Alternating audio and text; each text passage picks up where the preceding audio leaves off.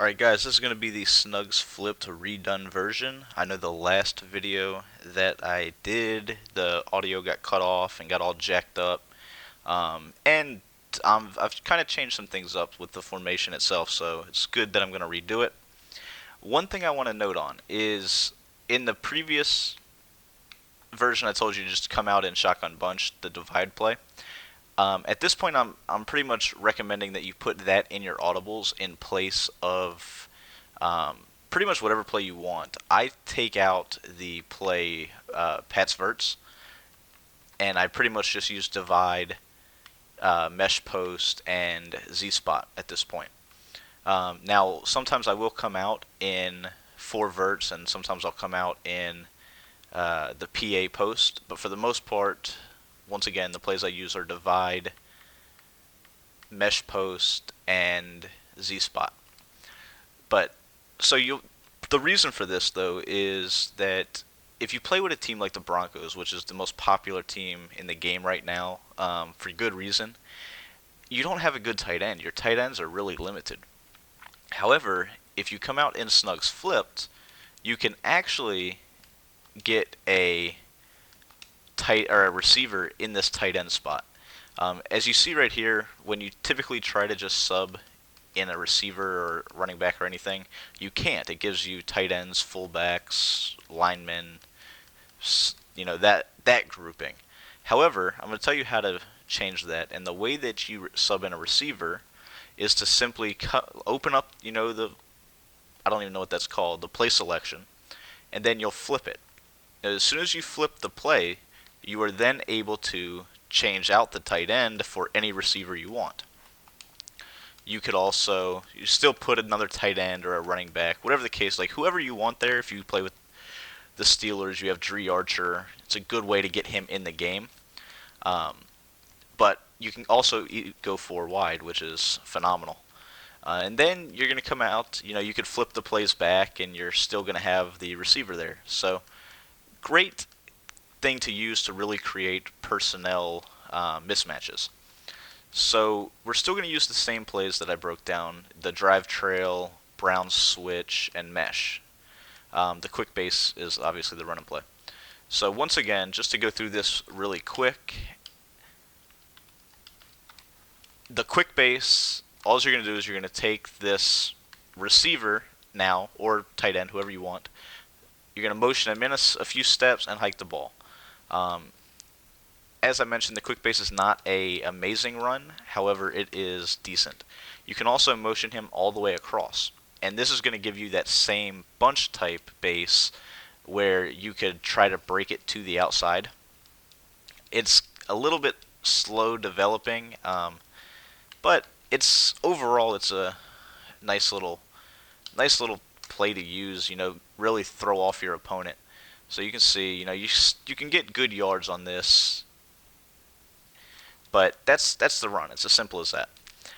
So into the passes, the one that really got left off was mesh, so I'm going to start with that one first. Now, mesh is phenomenal for multiple reasons, and that is, it is primarily our best 2-man under or man coverage beater out of this formation. So we'll come out in simple 2-man under. The setup is simple. You're going to wheel the running back and then streak the X receiver. You'll motion the running back out, and that's it.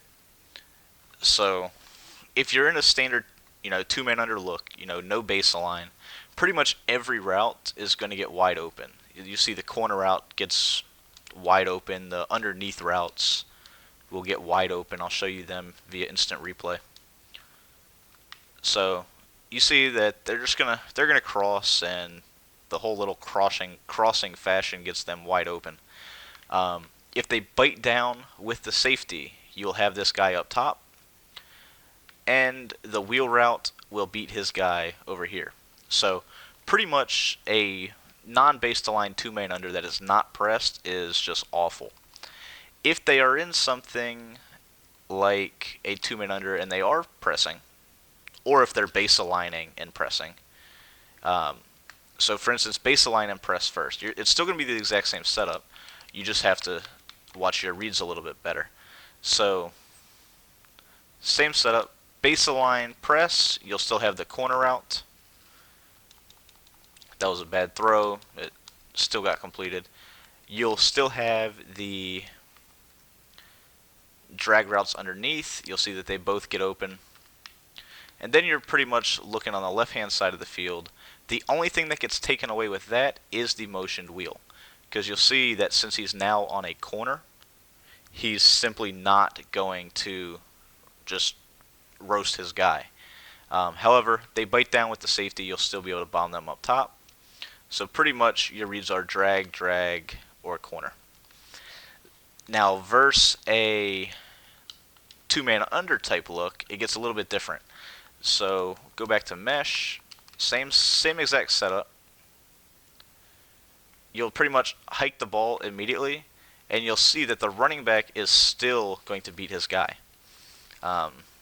Ignore that dumb stuff that just happened, but you'll see that the running back will simply roast his guy if they do not base align, because the guy that is covering him pretty much gets dumbed out by the slot receiver, allowing him to cut straight to the outside.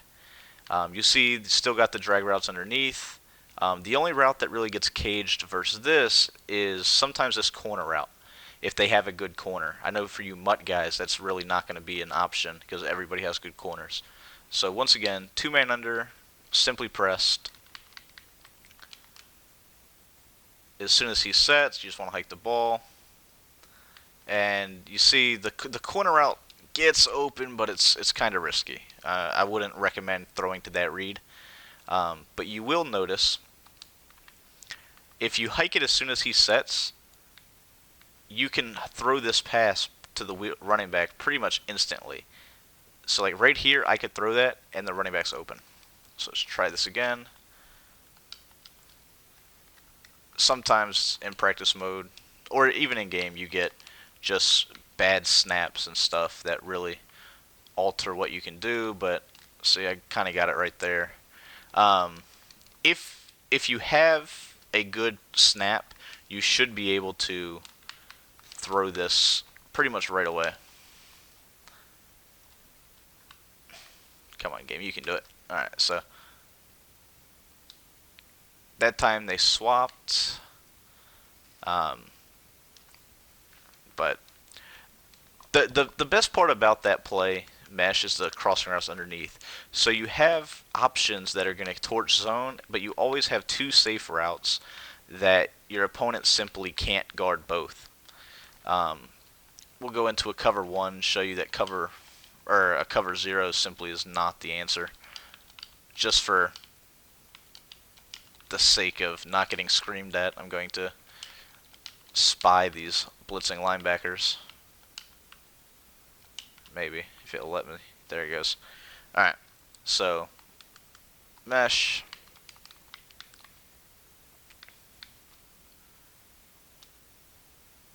So you still have the routes underneath. You got it to both sides. The running back route should still technically get open. I don't know if it did that time. Let's see.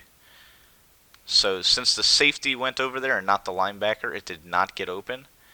If a linebacker is on him, he will still get open. Underneath route, you have this guy that you can bomb it up to. So, I don't know, it's a very, very good play that kills man. It forces your opponent to guard the short middle of the field. And the other thing that I like is it really dominates cover 2 and cover 3. So, standard cover 3 look right here. The X receiver should be wide open. So you'll see that, well, it didn't actually get wide open. But if you look at a standard cover 3, let's see if I can audible to one. So here's standard cover 3, I think. Same setup. You'll see that you have the X guy, and the safety, if he's on the right in a deep zone, you'll be able to throw that. If he's not, then it's kind of a riskier throw. You'll see the difference. The safety is on the this play is kind of like a cover 6, and that was why I had issues with it. But a standard cover 3 is going to look like this, where you have a deep guy and a yellow. So you see that, once again, just to show, the safety that is on the right won't be able to get over there because he's going to stutter as soon as he sees the corner route. So he'll kind of do the little shimmy, and then you'll have him wide open. Now, versus a cover 2. So cover 2 is pretty much the nemesis of the KC scheme. It's becoming a very popular defense right now as well. And you'll see that this setup right here just kills it. And the reason behind it is as soon as the A receiver gets over to the left, the running back will be wide open. So you'll see that he's going to cross, then the running back is just nude. So not only do you have the short intermediate routes that you could always throw if you see pressure, you also have a deep bomb versus cover 3, a deep ball versus cover 2, and just 2 underneath routes and a corner route that will beat pretty much all man coverage as long as it's not pressed. So that's the play mesh. Now we'll go to Brown switch. Once again, Brown switch, the setup is simply this. And where are we in? We're in a cover 3 right now. So you'll notice in a cover 3, when you motion this out route to the outside, the flat zone won't play him. So you can just pretty much throw that at will. The flat zone, for whatever reason, simply drops back and watches the streak. And then even when the streak passes him, he just doesn't break on the out route. So it's a really nice little quick pass. A great play to call if you know your opponent's in a cover 3, cover 4, or man coverage, and you need like 4 or 5 yards. So that route really puts emphasis on you moving that guy to the outside. So we're going to go ahead, same setup. You're streaking X, streaking B. Motion this dude to the outside.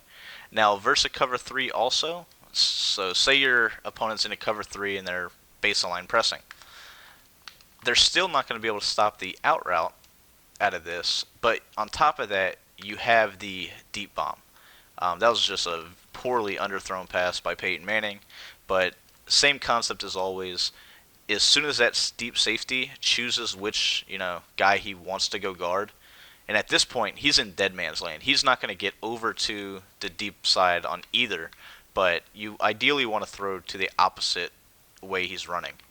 So if Peyton throws this even remotely good, it's a walk-in touchdown. So you have the deep bomb against cover 3, and once again on this play, you are going to be attacking cover 2, this time just on the opposite side. So you'll motion the guy out, same exact setup, and then as soon as he reacts to the flat zone reacts to the flat, you will just throw an outside pass to the right. So here you go, cover 2.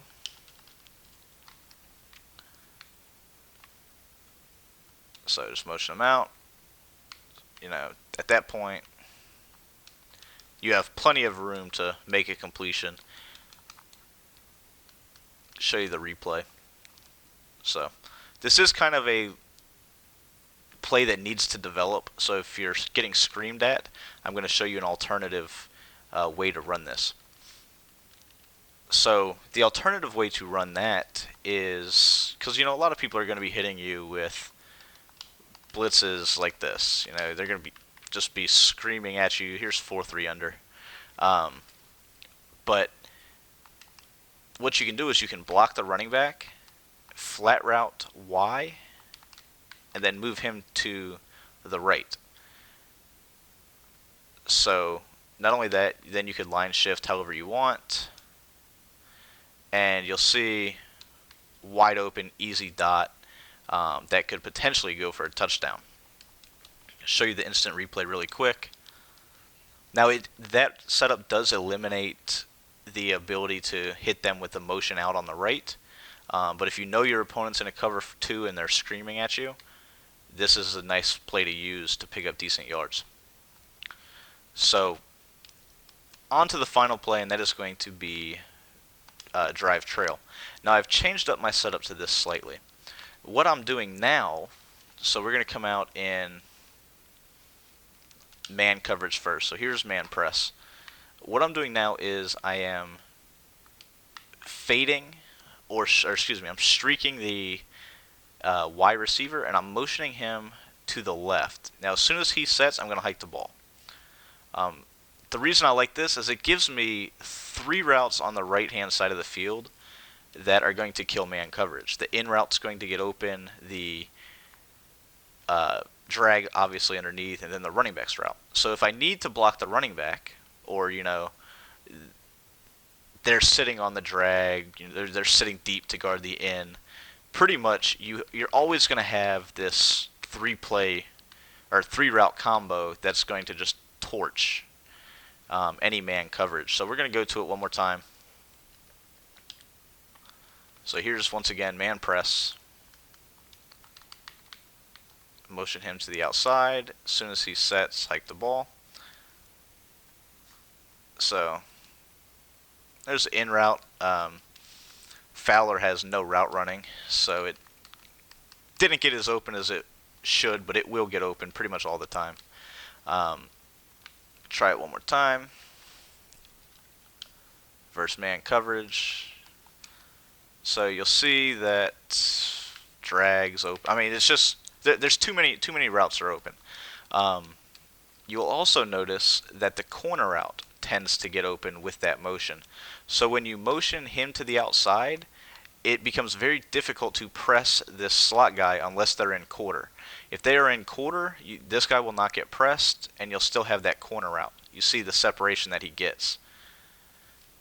So now we'll move on to a cover 2. So here's a cover 2. It's the exact same setup. You're just going to motion him to the outside.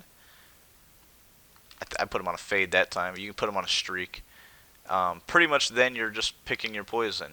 If they play underneath and try to stop the underneath routes, then the corner route will get open. Or excuse me, that the drag, or pretty much the drag or corner will be open. Is what I'm trying to say. But we'll go ahead. We'll play underneath this time so you guys can see. It helps if I'm not trying to run the ball.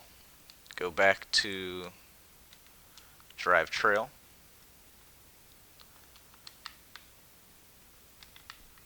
Now I'm going to block the running back right here. Just say I'm getting screamed at. You'll see that as soon as that drag comes underneath, you can tend to throw the corner route. I played underneath and they still dropped back. I don't know if that is a practice mode thing or what the case may be. But the drag, you see the separation on the drag with the in route following behind it. As soon as that corner bites down, so I threw it right about here once I saw him move. And it was just a badly overthrown pass. One more time. And then I'll move on to cover 3 and all that jazz. But it's the exact same setup. Here's cover 2 non-base aligned. So you'll see that, well, had they not ran into each other, it was going to be a wide open pass. So struggling a little bit with passing, but that's nothing new. I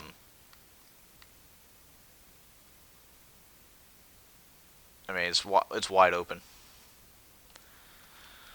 So on to cover 3. Here's that cover 6 look. I'm audible out of that. So standard cover 3.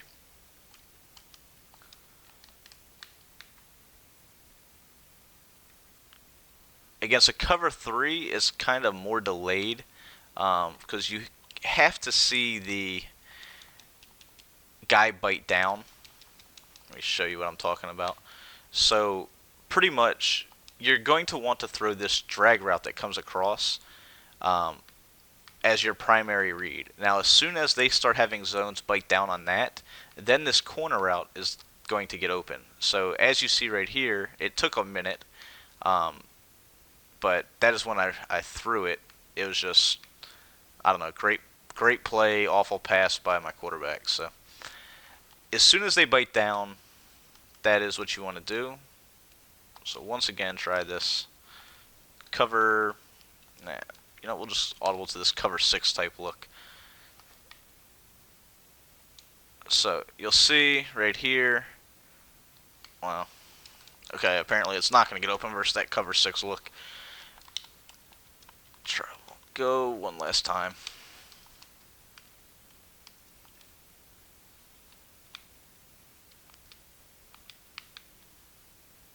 So I think this is cover 3. Yeah, so standard cover 3 here.